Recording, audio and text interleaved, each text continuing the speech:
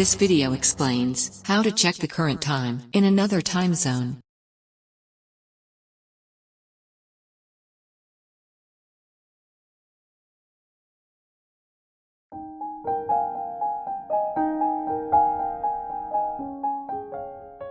In timekeeping mode, press the mode button 3 times to select world time mode.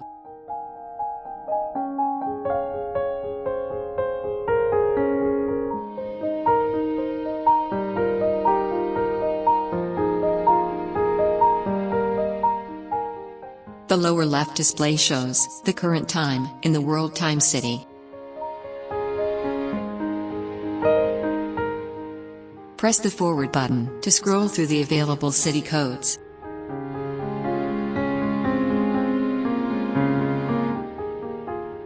Hold down the adjust button for about 3 seconds to enable the daylight saving time.